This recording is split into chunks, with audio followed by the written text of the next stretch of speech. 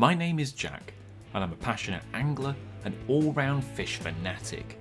In this series of films, I'm trying to track down and catch 100 different species of fish in the British Isles as I fly, see and course fish for a range of weird species.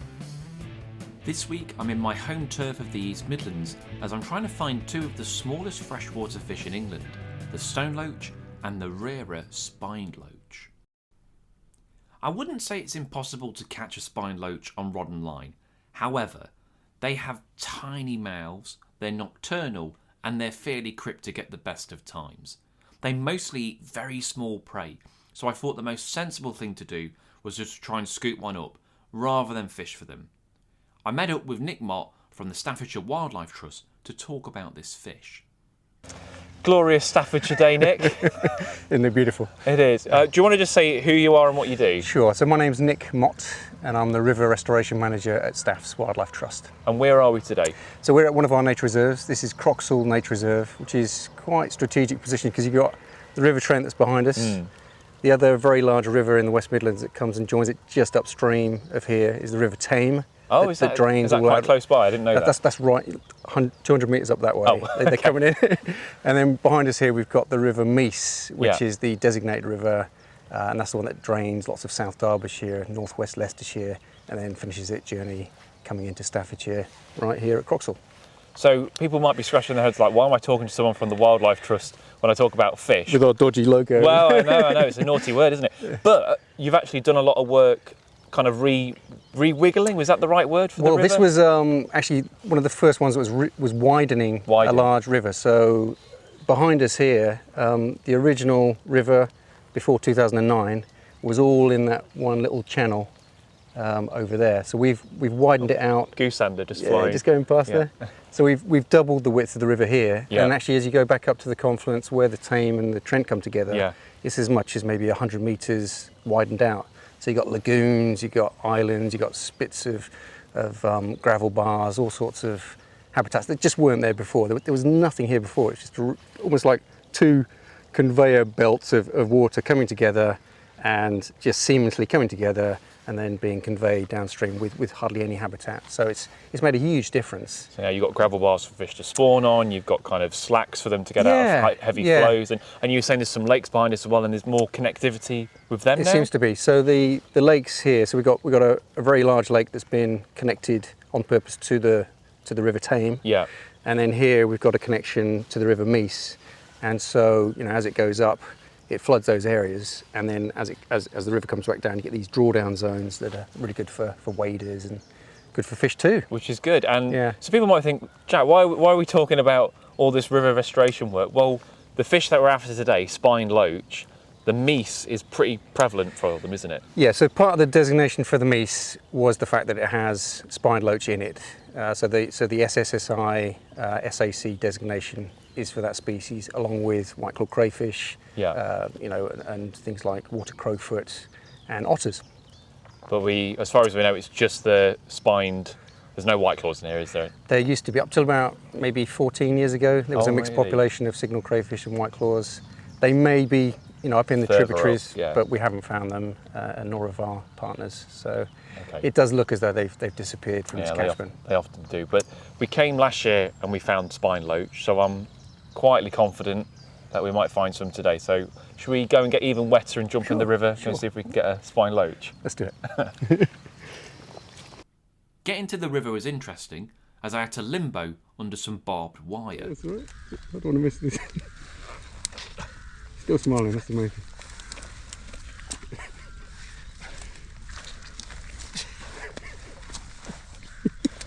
I can hear the water sloshing around. I know, it's bad, isn't it? There you go. Born again, baby. We quickly got to it, but the weather had turned, and of course it started to piss it down. Spined loach are only found in the east of England, and generally in very muddy areas, so when netting it's a case of collecting all the mud up and sifting through it. Luckily, it didn't take long to find a few, so we put them into a tray to have a better look. So good haul, Nick. We've got lots of spined loach, which is really encouraging. So we've got 1, 2, 3, 4. We lost a couple in there. We did, yeah.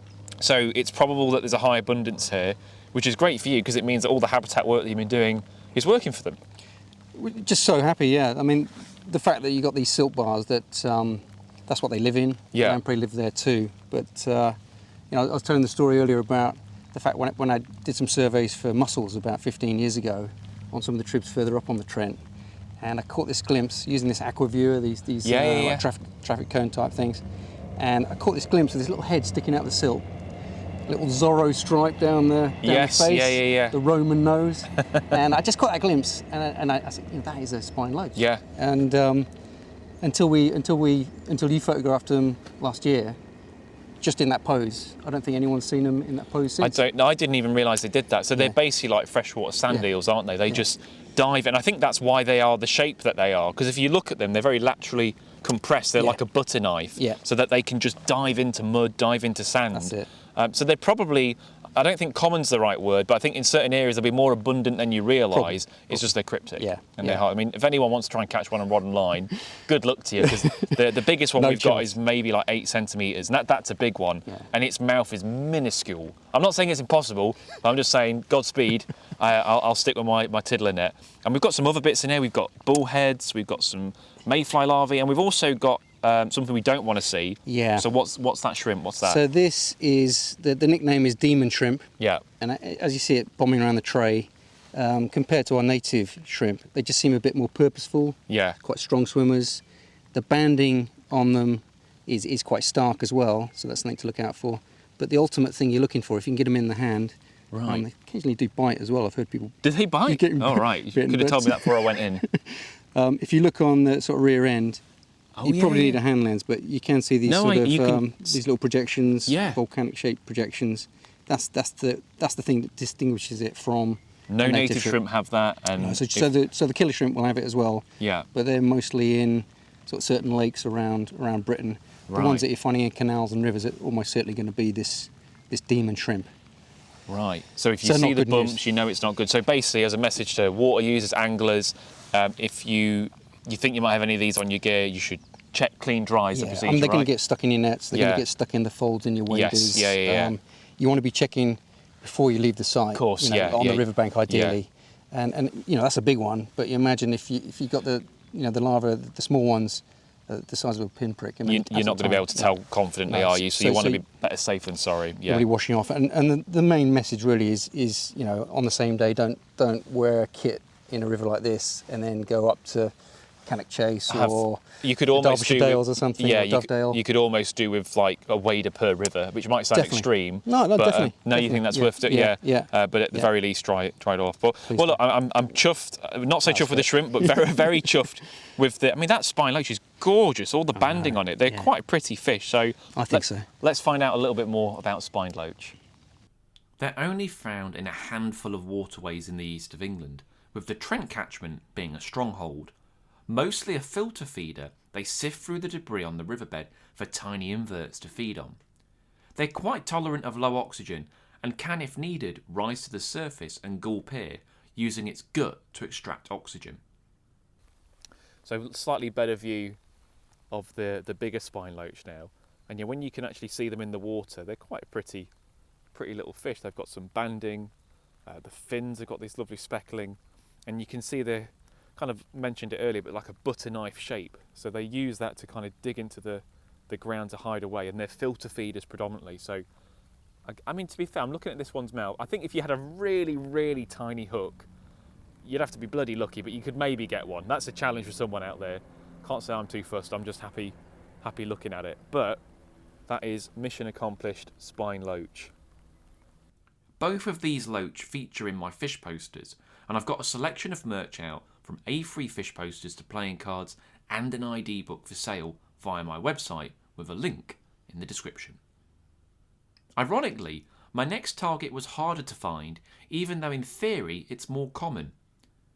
For the stone loach, I did want to at least try and catch one on rod and line, as a few people I know have done it, so I knew it was possible. How are we doing? Well, I'm at Fareham Brook, which we visited previously, fishing for dace and bleak. But I'm going to try and get stone loach today. So we've got spine loach, This used to be a really, really good spot for stone loach. I remember as a kid, I mean, I've been fishing here for 20 odd years. I used to get stone loach pretty regularly, but I've never caught one on rod and line.